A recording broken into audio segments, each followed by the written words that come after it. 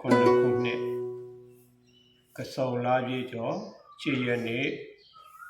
မန္တလေးတိုင်းဒေသကြီးမိတ္တီလာမြို့နယ်ဆောင်ညံကုန်းအုပ်စုညောင်ကုန်းကျေးရွာဒေယဘူမိကျောင်းတိုက်အတွင်ဥပုသ္တိလဆောက်တည်ကြကုန်သောဥပုသ္တိအပေါင်းအားတရားဖြင့်ကျေးဇူးပြုပေးပါမယ်ယနေ့ကျေးဇူးပြုပေးမယ်တရားကပြီးခဲ့တဲ့ကစုံလာဇန်ချီရနေ့ကပရမမတိဝါမရှိဒီတရားလေးဟောခဲ့တယ်အဲ့ဒါလေးကိုလင်္ကာလေးအတိုင်းခြေဆက်လိုက်တဲ့အခါကျတော့ဝါမရှိကဝိမဖြစ်နိုင်ဒီလိုလေးမှတ်မယ်ဒီနေ့တရားကောင်းနေပါတယ်လေဝါမရှိကဝိမဖြစ်နိုင်ပြန်ပြောကြည့်သမှာဝါမရှိကဝိမဖြစ်နိုင်အခုဟောကြားနေတဲ့တရားတွေကဝိပဿနာတရားအားထုတ်မဲ့ပုဂ္ဂိုလ်တွေအတွက်အဓိကနော်အားလုံးနဲ့တော့သက်ဆိုင်ခြင်းမှသက်ဆိုင်လိမ့်မယ်အဲ့တော့အခုတရားအားထုတ်နေတဲ့ပုဂ္ဂိုလ်တွေလည်းရှိမယ်အားမထုတ်သေးတဲ့ပုဂ္ဂိုလ်တွေလည်းရှိမယ်အားထုတ်ခြင်းနဲ့အရှိန်အခါကြရင်ဝိပဿနာဆိုတာဘယ်လိုရှုရတယ်ဆိုတာသိဖို့ရလေအဲ့တော့ပြီးခဲ့တဲ့ရပိုင်းကအဲ့ပေါ်မှာဝိပဿနာဆိုတဲ့စကားလေးလေးလုံးရဲ့အဓိပ္ပာယ်ကိုတစ်လုံးစီချင်းပြသမှာဆိုပြီးတော့မေကွန်းလေးတွေ့လိုက်တယ်။ဩမေကွန်းဆိုတာတစ်ခါတလေမေးလို့ရတဲ့မေကွန်းရှိတယ်အဖြေရှိတယ်တစ်ခါတလေတချို့မေကွန်းတွေကြတော့အဖြေလို့မရတာလည်းရှိတယ်။အဲ့တော့ဝိပဿနာရဲ့အဓိပ္ပာယ်ကိုပြောပြသမှာဆိုရင်တော့ပြောပြလို့ရမယ်တစ်လုံးချင်းကြတော့ပြောလို့ရပါမလားမရဘူးအဲ့ဒါကြောင့်အမေးမတတ်တာပါတာပေါ့ဟုတ်ပြီအဲ့တော့ပါဠိစကားနဲ့ပြောမယ်ဆိုရင်ဝိပဿနာဆိုတာဝိပုပ္ပဒိတတယုပစ္စည်းတဲ့အဲအဲ့လိုပြောတော့နားလည်ပါမလားမလဲဘူးဟုတ်ပြီအဓိပ္ပာယ်ကဝိဆိုတာကအထုဒိတတာကမြင်တာအထုမြင်တာဟောယုကယုပစ္စည်းယုပစ္စည်းကိုအနပြုလိုက်တာဒိတတကိုပတ္တပြုလိုက်တာပတ္တနဲ့အနနဲ့ပေါင်းတော့ပတ္တနာဟုတ်ပြီလားရှင်းကဝိထည့်လိုက်တော့ဝိပဿနာဝိဆိုတာကအထုပတ္တကမြင်အောင်ရှုတာကြည့်တာအဲ့တော့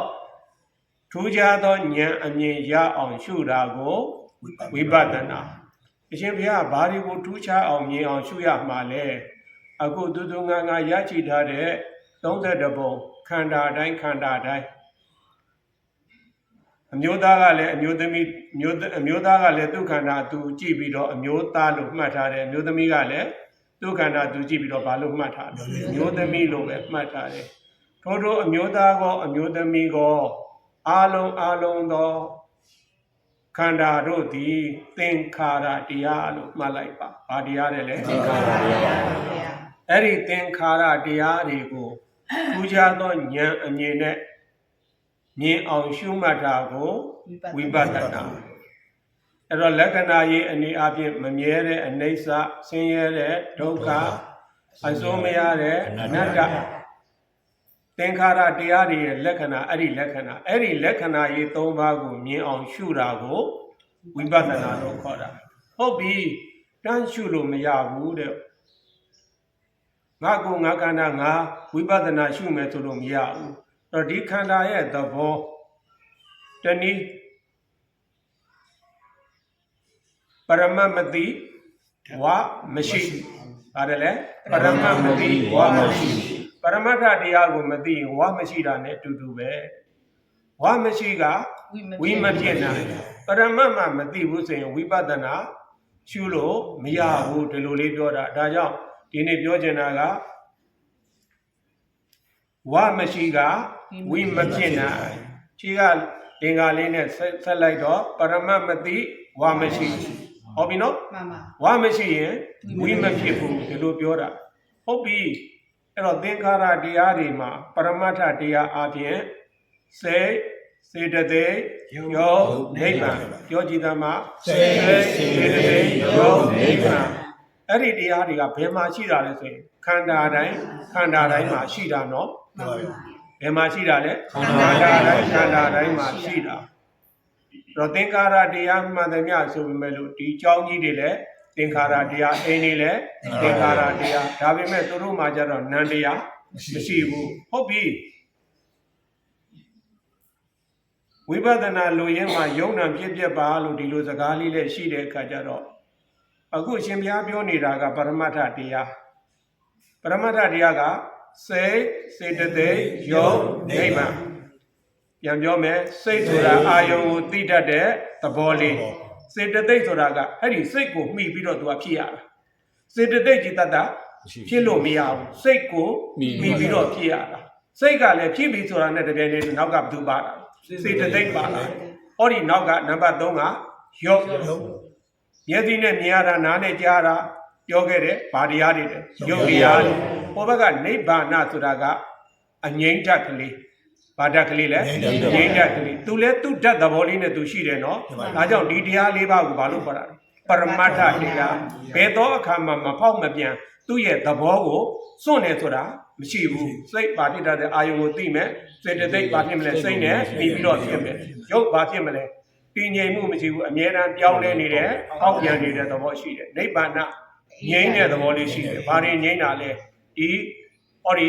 ခြေကစိတ်နဲ့စေတသိက်မှာစေတသိက်ထဲမှာပါတဲ့ကိလေသာတွေငြိမ်းသွားတာကိုဘာလို့ခေါ်တာတော့နိဗ္ဗာန်ဟုတ်ပြီစိတ်နဲ့စေတသိက်ကိုပေါင်းလိုက်ရင်နံရောဘာနဲ့လဲစိတ်နဲ့စေတသိက်ကိုပေါင်းလိုက်ရင်နံနံပါတ်3ကရောပေါင်းလိုက်တဲ့အခါကျတော့လောကကြီးတစ်ခုလုံးမှာဘာနဲ့ဘာပဲရှိလို့ယုံနဲ့နံနဲ့ယုံဘာနဲ့ယုံနဲ့နံနဲ့ယုံဟုတ်ပြီဝိပဿနာဆိုတာအဲ့ဒီယုံနံရဲ့သဘောကိုဉာဏ်နဲ့တင်ရှားကွဲပြားအနိစ္စသဘောဒုက္ခသဘောအနတ္တသဘောကိုမြင်အောင်ကြည့်ရတာမြင်အောင်ရှုရတာကိုဘာလို့ခေါ်တာလဲဝိပဿနာဟုတ်ပြီစိတ်ဆိုတာကတော့အာယုံသိတတ်တဲ့သဘောလေးကတစ်ခုပဲရှိတယ်စေတသိက်က52ပါးနှစ်ပါးရှိတယ်လေ52ပါးအဲ့ဒီစေတသိက်52ပါးကိုနည်းနည်းချင်းပြောသွားမယ်သဘောပေါက်အောင်လဲနားထောင်ဥစဉ်ပြောခဲ့တယ်လူဝင်းတဲ့တရားစပြီးတော့တရား16နှစ်သားလောက်တရားအားထုတ်တယ်အသက်20မှာယဟန်ပြုတယ်ဆရာတော်ကစာသင်ပါအောင်ဆိုလို့စာသင်တယ်ယဟန်နဝမှာစပြီးတော့မူလာတန်းဖြေဖို့ကြိုးစားတယ်အဲ့ဒီမှာသင်ညိုကိုသင်ရတဲ့အခါဒီစိတ်စေတသိက်တွေအကြောင်းပါလာတဲ့အခါကျတော့ကိုကစပြီးတော့အရင်ကဗာလေးရှိထားတယ်တရားအားထုတ်ထားတဲ့ဓာတ်ခံလေးရှိလိုက်တဲ့အခါကျတော့ဒီစိတ်စေတသိက်တွေကိုသင်ယူရတဲ့အချိန်မှာဦးဇင်းကအတွေးသမားဆိုတော့တစ်ခုချင်းကိုသဘောပေါက်အောင်စဉ်းစားတာသဘောမပေါက်ရင်တန်းပြီးတော့စာချဘုန်းကြီးကိုမေးတာနော်ပြီးခဲ့တဲ့နှစ်ကဟုတ်စာချဘုန်းကြီးမြေစုံမတော်မှာရှိနေသေးတယ်ဆိုတော့သွားပြီးတော့ကတော့ဟုတ်တယ်တဲ့ဥဟာတိဋ္ဌာနဲ့ဥဟာဒိသကိုဘုန်းကြီးကသတိလဲထားတယ်အလေးလဲထားတယ်ကိုတော်တို့တစ်ပါးဈာတဲ့လူဈာတဲ့ထထားပြီးတော့မသိရင်မေးလိုက်တော့တပည့်တော်ဇက်ခနဲ့ဖြေဖို့ရခက်သွားတယ်တဲ့ဒါကြောင့်မေးစရာရှိရင်ကြိုမေးပါဆိုပြီးတော့ကိုတော်တို့လျှောက်ထားရတာတဲ့ပြောထားရတာမှတ်မိပါတယ်တဲ့ဟုတ်ပြီနော်အဲ့တော့ဒီစိတ်စေတသိက်တွေဆိုတာကဘယ်ကလာတာလဲဆိုတော့အဘိဓမ္မာအဘိဓမ္မအဘိဆိုတာကလွန်ကဲသောနဲ့နဲသောဓမ္မကတရားလွန်ကဲနဲ့နဲတဲ့အဓိပ္ပာယ်ရှိတဲ့တရားတွေဟုတ်ပြီအဲ့ဒါကိုဥစဉ်စွမ်းနိုင်သမျှခင်ဗျားတို့ကိုဝိပဿနာရှုတဲ့အခါမှာရှုတတ်အောင်အဲ့တော့စေတသိက်52ပါးအဲ့ဒီ52ပါးမှာခြေကသဗ္ဗစိတ်တသာရဏစေတသိက်တဲ့သူက9ပါးရှိတယ်ဘယ်စိတ်ဖြစ်စိတ်ဖြစ်ပြီဆိုတာနဲ့အဲ့ဒီ9ပါးကပါပြီးသားစိတ်အားလုံးနဲ့ဆက်ဆံတဲ့စေတသိက်နောက်တကပကိန်းနကသူကရောပြန်ပြီးတော့ရှင်းတာရှင်းသိတဲ့အခါမှာရှင်းတာဟုတ်ပြီလားပါတယ်လေရှင်းသိတဲ့အခါမှာရှင်းတာက6ပါးပေါင်းလိုက်ရင်6နဲ့9နဲ့ပေါင်းရင်73အဲ့ဒီ73ပါးအကြောင်းဒီနေ့နည်းနည်းပြောမယ်ဗျကထံပတ်သောဝေဒနာတင်ညာစေရနာဧကဂရဇီဝိတ္တရိယံ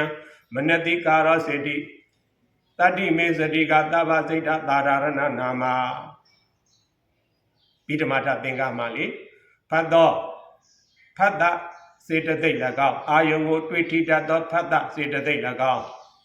ဝေဒနာအာယုံဤအရာသာကိုခံစားခြင်းသဘောဟုသောဝေဒနာစေတသိက်၎င်းပညာ မှတ်သားခြင်းသဘောဟူသောတင်ညာစေတသိက်၎င်းစေရနာစေသောအာထုတ်ခြင်းတည်းဟူသောစေရနာစေတသိက်၎င်းကတံပတ်သောဝိရိယကတံပတ်သောဖတ်တာဝေဒနာတင်ညာမှတ်သားတာစေရနာစေသောအာထုတ်တာမနတိကာရတဲ့စိတ်ထဲမှာအာယုန်တွေကိုပေါ်လာအောင်သူကနှလုံးပြုတာဇီဝိတ္တိတွေတဲ့စိတ်တွေစေတသိက်တွေကိုသူကဖီယိုဖျဲမဖြစ်အောင်စောင့်ချောက်တတ်တာအဲ့တော့ဖတ်တာဝေဒနာတင်ညာစေရနာဧကဂရဇီဝိတ္တိတွေမနတိကာရလို့ခေါ်တဲ့စေတသိက်9ပါးဒီဘယ်စိတ်ဖြစ်သူတို့ပါလာပါတယ်ဆိုကြပါစို့ဟောဒီမျက်စိကဘာကိုမြင်တတ်တယ်လဲဆိုရင်အစင်းကိုမြင်တတ်တယ်အဲ့ဒီမြင်တာနဲ့တပြိုင်တည်းဟောဒီစိတ်9ပါးကပါလာပြီးသားဘာဖြစ်ပြီးသားလဲပါလာပြီးသားအဲ့တော့ဖတ်တာတဲ့ဟောဒီမျက်စိနဲ့အာယုံနော်မြင်စိတ်ဆိုတဲ့တရား3ပါးပေါင်းလိုက်တဲ့အခါဖတ်တာတွေ့ထိတဲ့သဘောလေးမထင်ရှားဘူးနော်မှန်ပါရှိတော့မရှိဘူးလားရှိပါဗျာ သူမပါပဲနဲ့ခင်ဗျားတို့ကျတော့မြင်စိတ်ဆိုတာဖြစ်လို့မရဘူးဖတ်တာဝေဒနာခံစားတာခင်ဗျားတို့ကဒုနာမှာခေါင်းကိုက်မှာစားလို့ကောင်းမှစားလို့မကောင်းမှဝေဒနာလို့မှတ်နေတာအဲ့တော့ခံစားတတ်တဲ့သဘောလေးဟာဝေဒနာတင်ညာမှတ်သားတာဘာလို့တာလဲ မှတ်တာပါ ဒါကအဖြူဒါကအနီဒါကအညိုဟုတ်လားအစင်းတွေကိုပထမမှတ်သားတာဟုတ်ပြီနော်အစင်းမျိုးစုံကိုမှတ်သားတာဘယ်သူကမှတ်သားတာ ပညာ ပညာကမှတ်သားတာဘယ်လောက်ဒီမှတ်မယ်နော်ဒါကပတ္တဝေဒနာပညာစေရနာဆိုတာကစိတ်စောတာအာထုတ်တာခင်ဗျားတို့ကျွတ်တို့တန်တရာမှာလဲစေဖို့ဇက်လိုက်ကြီးပဲကောင်းတဲ့ဘဝကိုပို့တာလဲဒီစေတနာမကောင်းတဲ့ဘဝကိုပို့တာလဲဒီစေတနာအခုလူတော့လူချင်းပဲကြည့်တယောက်နဲ့တယောက်တူသလား တူပါဘူး တချို့ကပူမဲတချို့ကြတော့အယမ်းမြင့်ခြေဖြူတချို့ကြတော့လဲမပြူမညိုနဲ့လုံးသိရက်တဲ့အဲ့တော့လူဆိုရင်ပရနေမိတလို့ခေါ်တဲ့နေဖန်ဆင်းတဲ့ဝါဒဆိုလို့ချင်းဥစဉ်တစ်ခါတလေတွေ့တယ်ဆိုရင်အားလုံးညီတို့ဓာတ်တူပြအောင်ဖန်ဆင်းပေးပါလား မှန်ပါ ရသလား ရပါဗျာ ဦးဇင်းတို့အခုဘုရားရဲ့ဝါဒလို့ပြောလို့မရဘူးဘုရားရဲ့လမ်းစဉ်ဘုရားရဲ့ညွှန်ကြားချက်ဘာတူလဲဆိုဟောဒီစေတနာစေတနာကကုသိုလ်အရာမှလည်းရှင်တယ်အကုသိုလ်အရာမှလည်းရှင်တယ်ဒါတော့လေးမှတ်ခဲ့တကြမှာပြန်ပြောအဓိပ္ပာယ်ပြောမယ်စေတနာဆိုတာဘာလဲစိတ်စောတာအာထုတ်တာတိုက်တွန်းတာအခုခင်ဗျားတို့ဆိုကြပါစို့ဗျာဒီဥပုသ်ဆောင်ဖို့ရဘသူကနေပြီးတော့ဒီရောက်အောင်လှုပ်လိုက်တာလေ စေတနာ အဲ့စေတနာနားလေလား မှန်ပါ အဲ့တော့ခင်ဗျားတို့ပြောတယ်လေစေတနာကောင်းရင်ကံကောင်းမယ်စေတနာညံ့ရင်ကံညံ့မယ်စေတနာဆိုးရင်ကံဆိုးမယ်ဆိုမယ်အဲ့ဒီစေတနာကမပေါ်လွင်ဘူးနားလေလား မှန်ပါ ဆိုကြပါစို့လောဘဆိုတဲ့စိတ်ကြတော့လူချင်းတဲ့စိတ်ပေါ်လာပြီဆိုရင်စိတ်ထဲမှာမထင်ရှားဘူးလားထင်ရှားတယ်ဒါပေမဲ့ဟောဒီစေတနာကြတော့မထင်ရှားဘူးမထင်ရှားပေမဲ့လို့တတ္တဝါရဲ့တဏ္ဍာမှာဒီစေတနာမပါဘူးလား ပါတယ်အဲ့တော့ပတ္တဝေဒနာပညာစေတနာဧကကရာအာယုန်တစ်ခုမှာစိတ်ကိုတည်ငြိမ်အောင်မြင်လိုက်တယ်ဒါဘာလဲဆိုတာစိတ်ကိုတည်ငြိမ်အောင်လုပ်ပြလိုက်တာဧကကရာဟုတ်ပြီနော် မှန်ပါ နောက်တစ်ခါဇီဝိတ္တိတွေဟောဒီစိတ်တွေစေတသိက်တွေကိုဖယိုဖယဲမပြိုခွဲအောင်စောင့်ချောက်ထားတာဇီဝိတ္တိတွေခင်ဗျားတို့ကျတော့ခုသက်ရှင်နေတယ်ဆိုတာဇီဝိတ္တိတွေနှစ်ပါးရှိတယ်ရုပ်ကိုစောင့်ချတာကရုပ်ဇီဝိတ္တိတွေစိတ်စေတသိက်တွေနာမ်တရားတွေကိုစောင့်ချောက်တာကနာမ်ဇီဝိတ္တိတွေသူနားလဲလား မှန်ပါ အသက်လေးကြီးလာပြီမဉ္ဇဉ်တွေကတင်ညာကလည်းချွတ်ယွင်းလာပြီအားနေလာပြီဆိုဒီရုပ်ဇီဝိတ္တိတွေကအားနေလာလို့ရှိရတင်ညာတွေအားနေလာတာမလေးငါမှဉ္ဇဉ်နေတဲ့မထင်နဲ့ဘသူရဲ့တတ္တိလို့ဇီဝိတ္တိတွေရဲ့တတ္တိဟုတ်ပြီလားနောက်ဆုံးကမနတိကာရစိတ်ထဲမှာပေါ်လာအောင်နှလုံးသွင်းပေးတာအဲ့ဒါလေစိတ်ထဲမှာပေါ်လာအောင်နှလုံးသွင်းပေးတာကိုမနတိကာရအဲ့ဒီစေတသိက်5မျိုးသည်9မျိုးသည်စိတ်ဖြစ်တိုင်းပါတဲ့အတွက်သူကတပ္ပစိတ်တာဒါရဏလို့ပြောတယ်ကဲထားလိုက်တော့စိတ်အားလုံးနဲ့ရှင်တဲ့စေတသိက်ဘယ်နှပါလဲ9ပါးဖတ်တာ ဟုတ်ပါ အာယုံနဲ့တွေ့ထိပေးတယ် ဝေဒနာခံစားတဲ့မှတ်တင်ညာမှတ်သားတဲ့ စေတနာ စေတနာစေတော်တယ်အားထုတ်တယ်ဧကကရာစိတ်ကိုဟိုဘက်ဒီဘက်မငြိဟုတ်လားမငြိမရဲအောင်ထိမ့်ချုပ်ပေးတာဧကကရာနောက်တကဇီဝိတ္တိတွေစိတ်တွေစေတသိက်တွေကိုဘယိုမယမပြိုကွဲအောင်စောင့်ချောက်တာ ဇီဝိတ္တိ နံဇီဝိတ္တိတွေရုပ်တရားတွေမပုတ်မတိုးအောင်စောင့်ချောက်တာက ရုပ်ဇီဝိတ္တိတွေအဲ့တော့ကိုကြီးတစ်ပါးစာသင်နေတယ်တဲ့ဒါလေးရောက်လာတယ်ကိုကြီးဖာကမီးတော့ဆုံးပြီဟုတ်ပြီလား မှန်ပါ လာနိုင်လာပါမလာနိုင်မလာပါလို့ဘာမှမပါဘူးဟုတ်ပြီလား မှန်ပါ အဲ့တော့ကိုကြီးကပြောလိုက်တော့ဩတက္ကကြီးငါတက္ကကြီးရုပ်ဇီဝိတ္တိတွေနံဇီဝိတ္တိတွေဇီဝိတ္တိတွေနှစ်ပါးချုပ်ငိမ့်သွားပြီကိုသေးတယ်ဆိုတာဘသူချုပ်ငိမ့်ကြတော့ဩဒီဇီဝိတ္တိတွေဆိုတဲ့နံဇီဝိတ္တိတွေရုပ်ကိုထိန်းတဲ့ရုပ်ဇီဝိတ္တိတွေအဲ့လူတွေသိရင်ဘာလို့ပုတ်ထားလဲအဲ့ဒီရုပ်ကိုမပုတ်မတော့အောင်ထိန်းတတ်တဲ့ဇီဝိတ္တရုပ်ကလေးမရှိတော့ဘူးဒါကြောင့်ဘာဖြစ်တာလဲ ဟုတ် ပုတ်ထားနော် မှန်ပါ ကြိုက်ထားတော့နောက်တစ်ခါမနတိကာရစိတ်ထဲမှာပေါ်လာအောင်နှလုံးသွင်းပေးတာသူလည်းအဓိကကြတယ်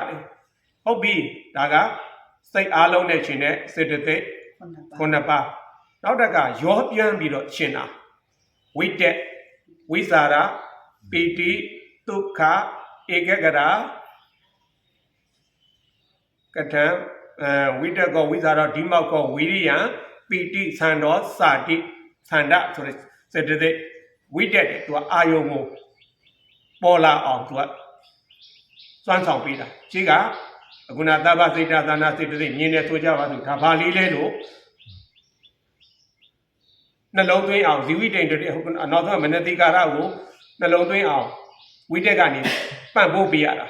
နော်ဝိသရာကသုံးတတ်တာဒါဘာလေးပဲဆိုတာနော်ဝိတက်ဝိသရာဝိတက်ကောဝိသရာအဒီမောက်ခဆုံးဖြတ်ချက်ချတာဟုတ်တယ်ကွာဒါကအဖြူဒါကအနီဘယ်သူတို့အဒီမောက်ကဘယ်သူလဲ ဒီမောင် အဒီမောက်ကကိုလုံနေတာမဟုတ်ဘူးနော်ဘာတွေလုံနေတာလဲစေတသိက်တွေစေတသိက်တွေစိတ်ကမြင်ပေးလိုက်တယ်ဆိုတဲ့အတွက်နောက်ကအဲ့ဒီမြင်စိတ်ပေါ်မှာဒီစေတသိက်တွေကဘာကိုမြင်တာလဲဆိုတာပေါ်လွင်အောင် လုပ်ပြီ လုပ်ပေးနေတာအဲကြောင့်ဝိတက်ကောဝိသရာဒီမောက်ကောဆုံးဖြတ်ချက်ချတော့ဝိရိယအားထုတ်ပေးရတာမြင်လိုက်တယ်ဒါဘာလေးလဲထက်ခါခင်ဗျားတို့မစင်ကျင်ရဘူးလား စင်ကြပါ စင်ကျင်ရတာသူ့ရဲ့ဝိရိယအားထုတ်မှုသဘောလေးဝိတက်ကောဝိဇာရောဒီမောက်ကောဝိရိယနောက်တစ်ခါပီတိတဲ့နှစ်သက်တဲ့သဘောလေးသန္ဓဖြစ်ခြင်းတဲ့သဘောလေးအနက်ချက်တို့၆ချက်အဲ့တော့ဘာလေးဖြစ်ခြင်းနဲ့ဘာလေးလုပ်ခြင်းနဲ့ချင်းဆိုတာဘုသူရဲ့တတ္တိတို့သန္ဓရဲ့တတ္တိပြောကြည့်သန္ဓရဲ့တတ္တိကုသိုလ်လုပ်ခြင်းနဲ့ဘုသူရဲ့တတ္တိသန္ဓရဲ့တတ္တိဟုတ်ပြီလားမေတ္တာပို့ခြင်းနဲ့ဘသူရဲ့တတ္တိသန္တာရဲ့တတ္တိအဲ့တော့အဲ့ဒီ6ပါးကိုကြတော့ပကိဏကရောပြန်ပြီးတော့ရှင်းတာဝိတက်ဟုတ်ပြီလားဇန်နေနဲ့ပြောရင်သူကတစ်မျိုးဖြစ်သွားလိမ့်မယ်ဒီအာယုန်တိုင်းကိုပေါ်လာအောင်သူကအာယုန်ပေါ်ကိုစိတ်ကိုစေတသိက်ကိုတင်ပေးရတာဝိတက်ဝိဇာရကပြန်ပြီးတော့သုံးတတ်တာဟုတ်ပြီလားအဒီမောက္ခကဆုံးဖြတ်ချက်ချတာဒါဘာကွာဒါအဖြူကွာအနီကွာအစိမ့်ကွာဒါမောင်ဖြူကွာမောင်မဲကွာဘသူကဆုံးဖြတ်ချက်ချတာအဒီမောက္ခနားလေလားဒီမောက္ခဝိရိယအာထုတ်တာပီတိကနှစ်သက်တာသန္ဓကဖြစ်ချင်တာလိုဖြစ်ချင်တာပေါ့ဗျာဟိုလိုချင်တာကြတော့လောဘဖြစ်သွားလိမ့်မယ်အဲ့တော့စေတသိက်ကြီးကစိတ်ဖြစ်တိုင်းပါတဲ့စေတသိက်က9ပါးရောပြန်ပြီးတော့ရှင်းတာက6ပါးအဲ့ဒီသန္ဓဆိုတဲ့စေတသိက်ကလေးဟာအတုခမရတို့ပဋ္ဌာန်းနဲ့ပြောတဲ့အခါကျတော့ဟေတုပစ္စယောအာရမဏပစ္စယောအဓိပတိ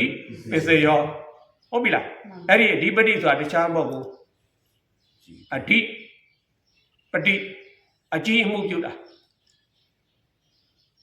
သန္တာအဓိပတိတဲ့ဟောအဲ့ဒီခုနသန္တာလေး မှန်ပါ ဝိရိယဓိပတိစိတ်တာဓိပတိဝိမာန်တာဓိပတိနော်အခုအဲ့ဒီဓိပတိ၄ပါးထဲမှာစိတ်မပါဘူးလားပါလား ဟုတ်ပါဘူး အခုပြောနေတဲ့ထဲမှာစိတ်လေနံပါတ်1 စိတ်ဆိုတာအာယုံကိုသိတတ်တဲ့သဘောအဲ့ဒါစိတ်ကလည်းအကြည်မှုပြရမယ်စိတ်ဓာတိပတိအာထုတ်တာကဝိရိယအဓိပတိဖြစ်ချင်တာကသန္တာအဓိပတိအဲ့ဒီအဓိပတိတွေမပါဘဲနဲ့ဘယ်အရာမှခရီးမရောက်ဘူးဟုတ်ပြီနော်ကောင်းလေးသွားစမ်းဘယ်နာသွားစမ်းဆိုရင်သူ့စိတ်ထဲကမပါလို့ချင်းအဲ့ဒီသွားမယ်ခရီးကဘယ်နဲ့ခီးတွင်းရသလားမတွင်ဘူးအမလီကိုကလည်းသွားခြင်းနဲ့ဆိုကြပါစို့လူမင်္ဂလာပွဲရှိလို့သွားခြင်းနဲ့စိတ်ရှိနေတာကိုအမေကအဖေကသိလို့ငါကမင်းပွဲသွားခြင်းသွားလက်ကွဲဆိုရင်ဘယ်နဲ့တော့စန္ဒာကငကိုတွေကဆက်တန်းနေတာကိုရှိနေတာပေါ့အဲ့မှာစန္ဒာအဓိပတိစိတ်ကလည်းသွားခြင်းနေတာအာထုတ်တဲ့ဝိရိယကမပါဘူးလားဉာဏ်ကိုသွားနေတာဟုတ်ပြီနော်အဲ့တော့ဖြစ်လာတဲ့သဘောတရားလေးတွေကိုတိပေးနေတာသိပေးပြီးတဲ့အခါကျတော့အဲ့ဒီဖြစ်လာတဲ့သဘောတရားလေးသိလိုက်တခါအဲ့ဒီဖြစ်လာတဲ့သဘောတရားလေးဟာကြားချင်းမြဲသလားမမြဲဘူးလားကြည့်လိုက်ဟုတ်ပြီလားဒါကြောင့်ဖြစ်တယ်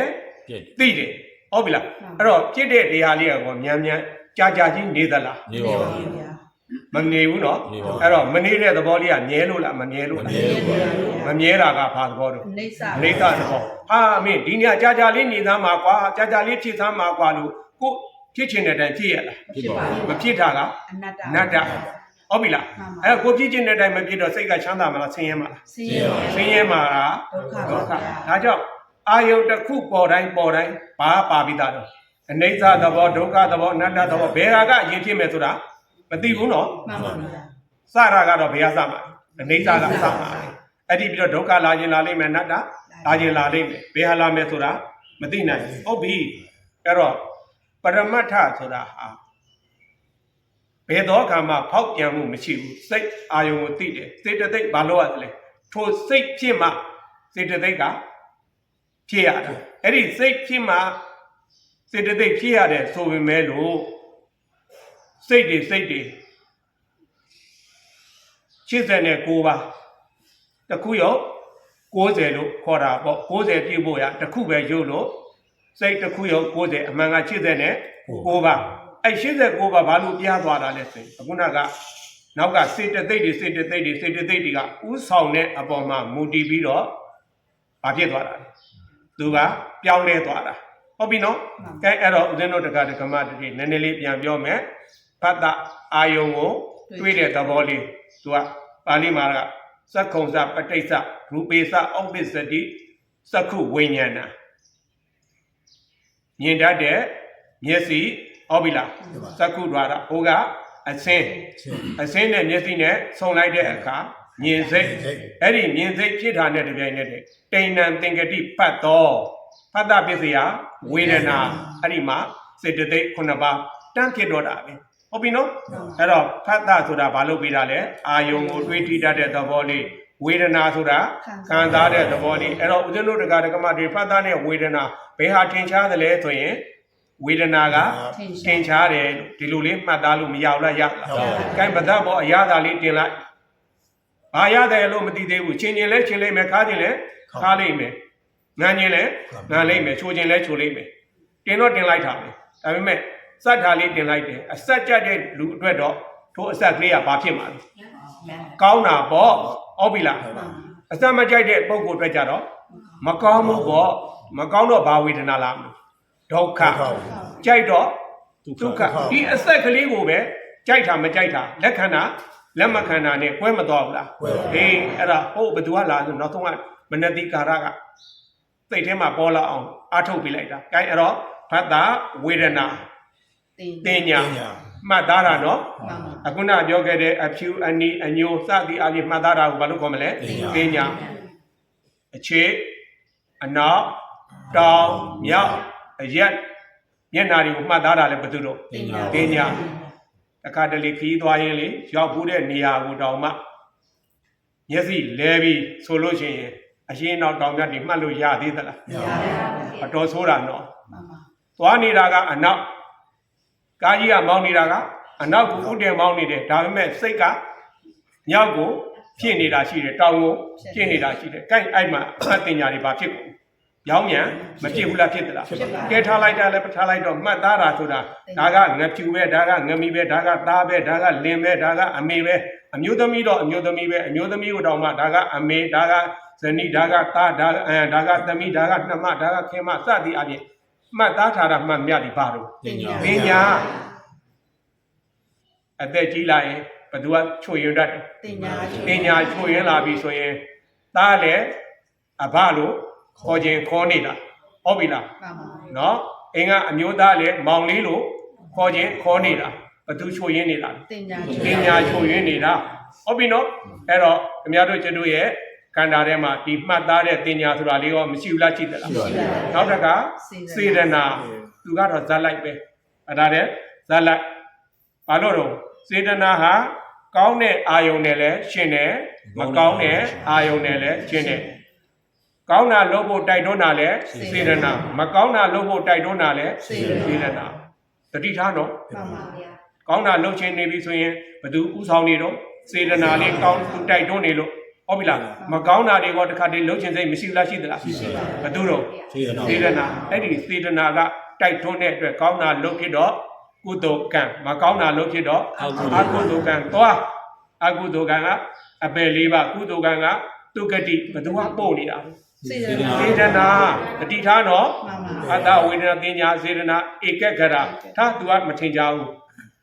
ဇီဝိဒိန်တွေမနတိကာရဟောတယ်မနတိကာရလေးကတော့စိတ်ထဲမှာအာယုံကိုပေါ်လာအောင်စိတ်စော်ပေးတာနော်နှလုံးသွင်းပေးတာဆင်ခြင်ပေးတာဘယ်သူလဲလဲမနတိကာရဟောဟိုဘက်ကဝိတက်အာယုံကိုအခုနကဒီမှာဟိုမျက်စိနဲ့အစင်းဆုံလိုက်တဲ့အခါဒါကအဖြူလားအမဲလားနော်မနတိကာရနှလုံးသွင်းတတ်အောင်အာယုံကိုတင်ပေးတာဘယ်သူတော့ဝိတက်ဝိဇာရကသုံးသတ်ထားခြင်းညာဟုတ်တယ်ကွာဒါအဖြူလေးကွာလို့သုံးသတ်ထားကဘယ်သူတော့ဝိဇာရဟုတ်ပါဟုတ်ကွာဒါအဖြူမအဖြူလို့ဆုံးဖြတ်ချက်ချတာက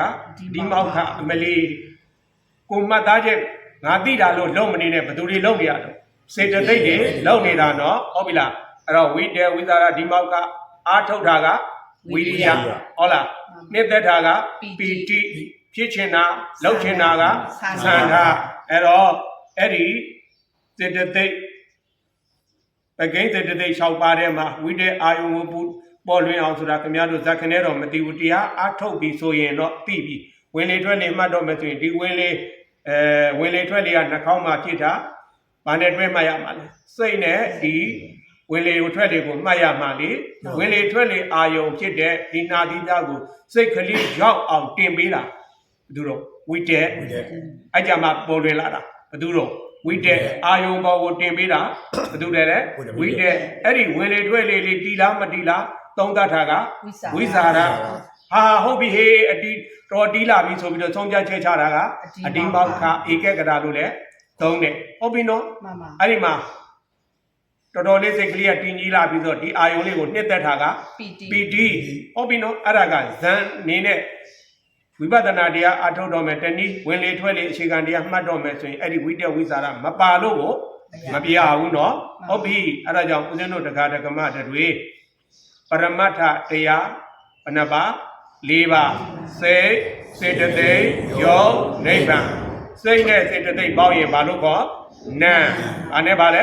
နာဒီဘက်ကယောဂယောဟိုဘက်ကနိဗ္ဗာန်ကခင်ဗျားတို့ကျတို့တန်တန်ပေါ်ဗလားမပေါ်သေးဘူးပရမတ္ထတရားအနေနဲ့တော့ရှိနေတယ်နော်အဲ့တော့ခင်ဗျားတို့တန်တန်ကျတို့တန်တန်မှာရှိနေတာကဘာနဲ့ပါယောနဲ့နာနဲ့ယောနာဆိုတဲ့တရားကဘာနဲ့ပါကိုပြောတာစိတ်နဲ့စေတသိက်ကိုပြောတာ။ဘာနဲ့ဘာကိုပြောတာလဲ။စိတ်နဲ့စေတသိက်ကိုပြောတာဆိုတဲ့အခါမှာအခုပြောခဲ့တဲ့ပတ္တဝေဒနာပတ္တကမပေါ်လွင်ဘူးဒါဝေဒနာခံစားတဲ့သဘောလေးပေါ်လွင်တယ်။ကောင်းရင်ကောင်းတယ်လို့ခံစားရင်ကောင်းတာလေးကိုသိပေးမကောင်းဘူးလို့ခံစားရင်ခံစားတယ်လို့သိပေးအဲ့ဒီလိုသိပေးနေတာကိုဘာလို့ခေါ်တာလဲ။ဝိပဿနာပါတယ်လေဝိပဿနာဘာရဲ့သဘောကိုရှုတာလဲသင်္ခါရတရားတွေရဲ့အနေစာဒုက္ခအနတ္တတဏိပရမတ္ထတရားတွေရဲ့အနေစာဒုက္ခအနတ္တဆိုတဲ့လက္ခဏာရေး၃ပါးမြင်အောင်ရှုတာကိုဘာလို့ခေါ်မလဲဝိပဿနာဒါကြောင့်ဦးဇင်းတို့တရားဓမ္မတွေဒီဝိပဿနာရှုတော်မယ်ဆိုရင်ဒီစိတ်စေတသိက်သဘောတရားကိုနားမလည်ပဲနဲ့ ရှုလို့မရပါဘူးဟုတ်ပြီနော်ဖြစ်လာတဲ့သဘောလေးပေါ်တိုင်းသိပေးနေမှဆိုကြပါစို့ကြံတယ်တွေးတယ်ဘယ်သူကြံတာလို့ဝိတက်ကြံတွေးတာဘယ်သူတော့ဝိတက်ငါဟုတ်ရဲ့လားမဟုတ်ဘူးတွေးတဲ့စိတ်ကလေးပေါ်လာပြီဆိုရင်တွေးတာလေးကိုသိပေးလို့တော်တော်ပြောတာအဲ့တော့တိလိုက်တာနဲ့တပြိုင်နက်တည်းထိုးအတွေးစိတ်ကလေးကရှေ့ဆက်လို့ရတယ်လားမရတော့ဘူးပျောက်သွားလိမ့်မယ်အဲ့တော့ဒါဝိပဿနာကျွတ်မှတ်လို့တဲ့ပုဂ္ဂိုလ်တွေအတွက်ပရမတ္ထတရား၄ပါးသိကိုသိမှသာလေပရမတ်မသိရင်ဘာမရှိဘူးတော့ဝမရှိဘူးဝမရှိရင်ဝိမဖြစ်ဘူးဒါကြောင့်ဝမရှိကဝိမဖြစ်နိုင်ဝဆိုတဲ့ပရမတ္ထတရားသိမှသာလေဝိပဿနာတင်ပြီးတော့ရှုလို့ရမှာဖြစ်သည့်အတွက်စိတ်တရိပ်သဘောတရားတွေကိုနားလည်အောင်သဘောပေါက်အောင်ကြိုးစားအားထုတ်နိုင်သောပုဂ္ဂိုလ်ထူပုဂ္ဂိုလ်မြတ်များဖြစ်ကြပါစေကုန်သတည်း